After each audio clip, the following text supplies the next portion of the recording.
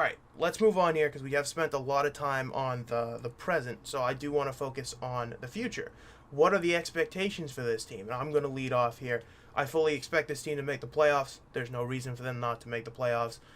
That being said, how many rounds are they going to win? Obviously, being a new format, you may not have to worry about the Yankees for a little bit. Now, they're obviously just far and away the best team in the American League, in baseball even, so far this year. So maybe you really don't want to face them. I don't feel terrible about facing the Yankees in the playoffs. I'll be honest. I don't know why. I have no reason to feel this way other than from when I've been watching baseball, they have not been very good in the playoffs. So I'm going to hang my hat on that and just hope that that curse strikes again. But looking at this team, they should beat whoever they face in the first round. Yankees got the bye. Whether they're the second wild card, third wild card, or even the first one, which is where I expect them, where they should be at the end of the season with that terrible Toronto bullpen. And Tampa Bay just doesn't look the same as they have the last couple of years. They should be facing whoever the worst division winner is. Is that right? I don't know if that math adds up. Yeah, it does, right? Maybe? They're the top wild card spot. If they're the top wild card spot, who do they get? I believe it would be the worst division winner. I believe so. Okay. So, who will that be? It's not going to be Houston. That would probably be Minnesota or Cleveland. I was going to say Minnesota or Cleveland. We just saw them sweep the Guardians. You can do the same to the Twins. And I don't think the Twins are the any Twins good. in the playoffs. They haven't won a game since like 2004. You've got to beat them. That team also just oozes imposter syndrome. Like, that pitching staff is brutal. Like, Sonny Gray has been solid when he's healthy. Don't they have that kid that's thrown like 19 straight scoreless innings or something like that, though? Joe Ryan, I think. No. Maybe? No. There's Devin something or other. It's fine. Oh, no. Devin Williams is on the Brewers. Oh, okay. Who am I thinking? I'm thinking of... There's a guy... You're thinking of that Johan Duran guy that throws like the 97-mile-an-hour splitter, but he's a reliever. So if you don't give him the lead late in the game, then it's kind of rendered useless. But I just don't... I agree with you, though, and at least to the extent my main point, sorry, real quickly before you go, they should win one round in the playoffs. After that, whatever happens, but I trust the guys who have been there and done that to be able to get it done over a team that hasn't. So outside of New York, it'll be hard for me to accept you, and Houston. New York and Houston. If you lose to one of those two teams, okay, so be it. But I still think you should beat Houston. If you lose to New York, you lose to New York, unfortunately.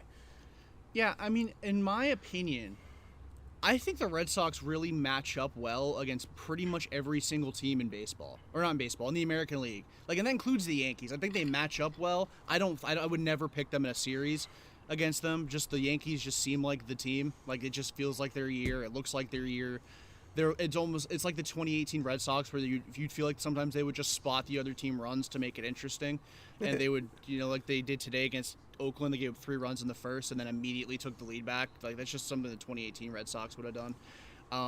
But I think they match up really well against every team in at least the American League. And I would take them also in the wild card round to win that series, no matter who they're facing. Now, if they go to Toronto and the situation, the rule or the vaccination stuff doesn't change, now that obviously changes some things. Like, I really do think that they should beat Toronto if they face them at Fenway. And if all their guys are available, they should beat them in Toronto. But if not, obviously that changes some things. They should beat Tampa. They should would beat who else beat is in the Tampa. running at this point. I mean, Cleveland, the Angels Minnesota, are so far out of it. beat. Yeah, they could beat. Oh yeah, we already went over them. They could beat both of them. The Angels, if they have an outside chance, but Seattle, they're not going to win that. Yeah, Chicago, exactly. the Red Sox would slaughter them, I think.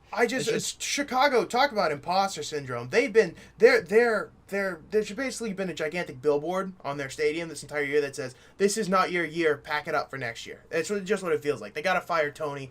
Like, the Hall of Famer baseball person's got to go. They've reached imposter syndrome for years. I'm glad it's finally showing this year. They have a lot of young talent. They just can't put it together at all. And Abreu's obviously getting old now. They invested so much into their bullpen, and like Joe Kelly's been hurt this year a lot of the time, and they traded Kimbrel before the season started. Right? Graveman, and then he Hendricks. has Hendricks. Yeah, and they both had their little streaks of not being able to get anybody out.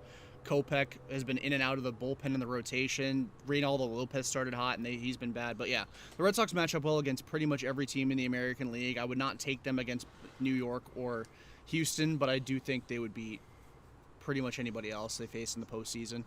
Well, I'm glad that we are aligned on that. That's honestly pretty good for me. And like if they lost, lost to Toronto in the wild card round, it's not like I'd be like, "Oh, are you kidding me? You lost to them." It depends on how they lose, in my opinion. It really does. Because if you, let's say you're able to chase those starters early, and I know you said Jose Barrios hasn't had the greatest season, but if you can chase him and Stripling and these other guys early, and you get to that bullpen and you can't break through, and what happens last night happens again, where you get a lead, you're holding on for dear life, and then you see Vladdy coming up, and you see Gurriel and all these Teoscar Hernandez and all these guys, and you're like, oh crap, like okay, then maybe we'll have to reassess. But as of now, I agree they should beat Toronto.